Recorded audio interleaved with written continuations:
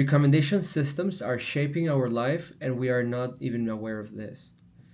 Every day, we interact with platforms such as LinkedIn, YouTube, Instagram, or even like Facebook, or dating apps, e commerce products.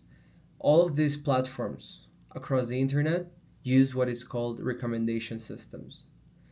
And the way that recommendation systems are influencing our choices is by bringing and making visible the content that they think it's more interesting for us, while leaving out all the rest.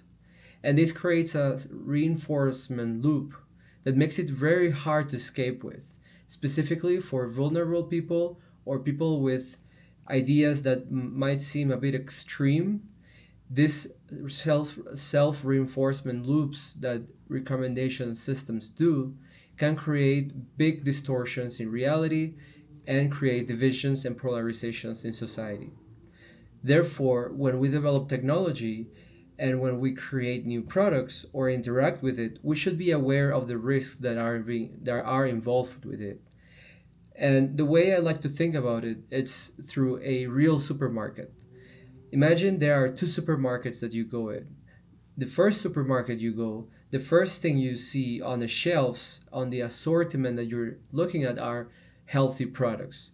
These healthy products are displayed visibly in front of you with colors, with shelves, and they are clearly labeled with the price, with the nutrition amounts, labels, everything. Information is there, and it would make you more will entice you to interact more with these products than if they were hidden on a corner very far away from the entrance.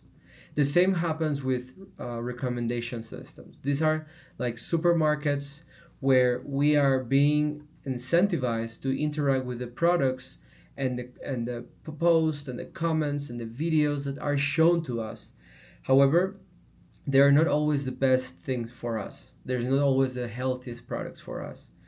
And this is actually has been researched in marketing teams and across different studies that our attention is a zero sum game. If we are paying attention to one thing, we are no longer paying attention to another thing, because the that kind of mindset or concept multitasking, it's even a myth.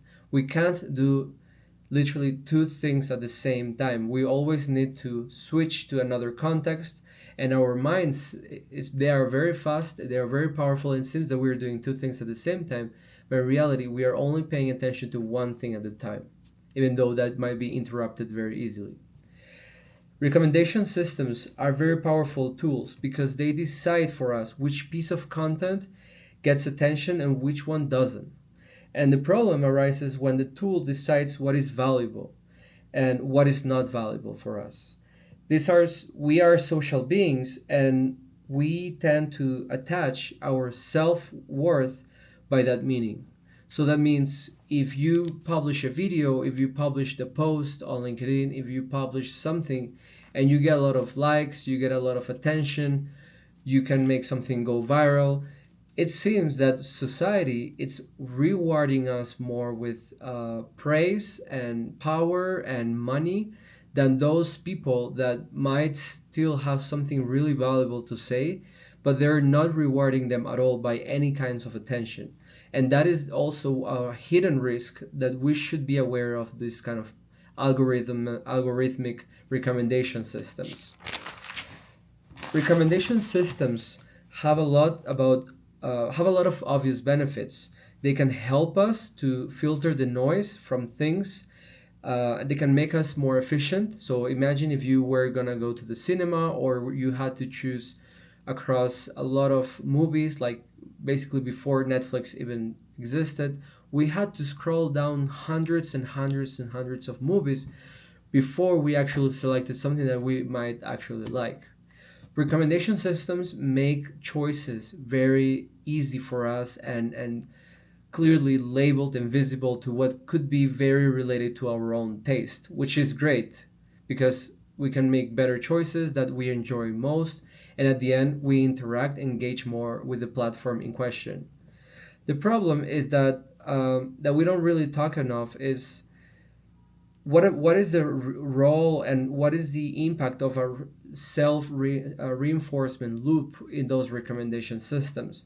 If somebody gets started to think about, have a political idea, or an idea about other people, or government style that might be different from what their peers, immediate peers, or society thinks about, we can start creating self reinforcement loops where a person starts getting more and more content of that niche that is maybe completely separated from the reality that he or she is living in. And we can say that recommendation systems, on one hand, can create people and societies more aware of some issues that were previously covered, but also recommendation systems through news and YouTube and other platforms can definitely create more misinformation and more hate speech. Because if somebody's already looking for that and they start engaging with it, it will show to that algorithm that, oh, this person values that type of content, let me show more of that. So where is the line of saying, okay, this is what the user is doing, these are the signals that the user is giving to the recommendation systems, and this is how the recommendation systems gives back an output or a result list that actually influences the person in question.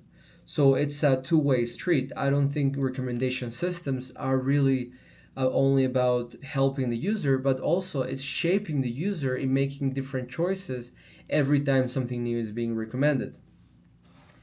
And something important to ask ourselves is the following: can we tell why a video, why a piece of content, why an article, why a profile gets recommended and like it's visible versus others? Why do you think an algorithmic feed like Facebook that has an endless scrolling mechanism, or LinkedIn also with endless infinite scrolling mechanisms, are amongst the most closely guarded secrets of the platforms?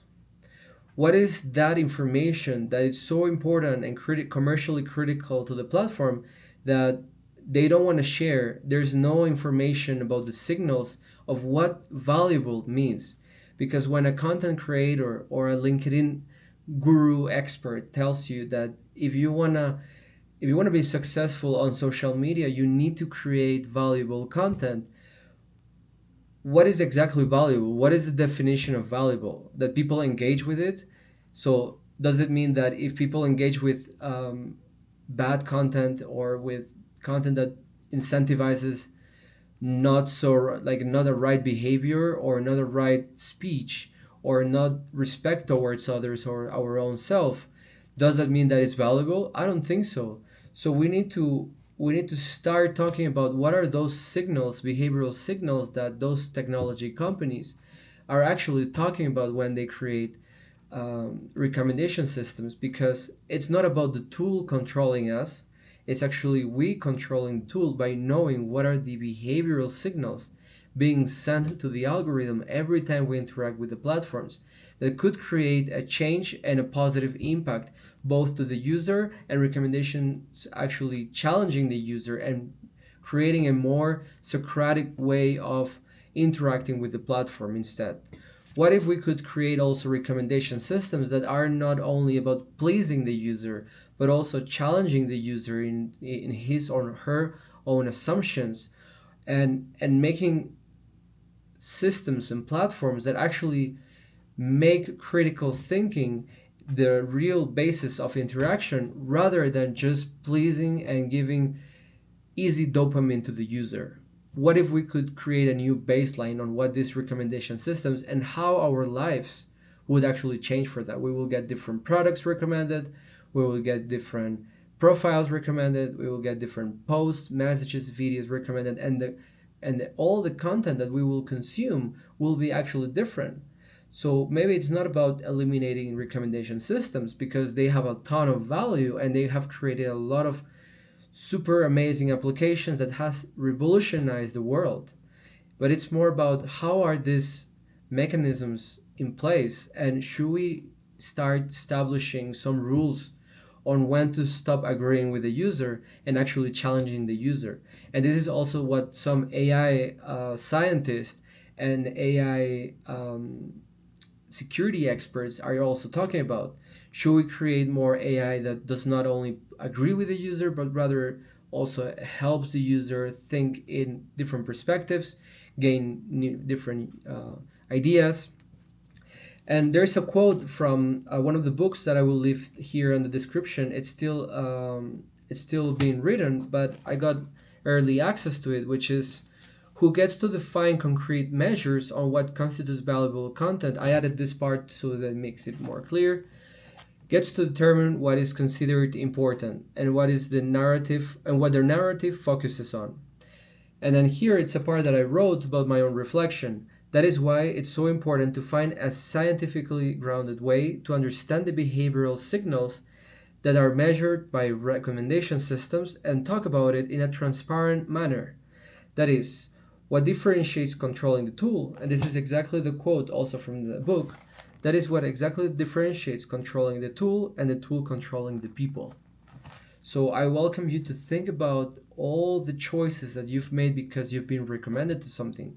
And how would it be different? How would your opinions, your views, your perspective, your language that you use be different if you wouldn't have been in that self-reinforcement loop, and instead you had a recommendation system next to you that actually challenges you to think in a more critical way, that actually doesn't do the work for you, that doesn't give you easy dopamine and just doom scrolling, but actually makes you think and say, what is my the wrong or the fallacy that I'm believing about this topic, that I'm still stuck here and thinking like this is no, this situation or this idea or this political movement, whatever you're trying to see content about, what is that thing that could make you a better human being and a more critical thinker?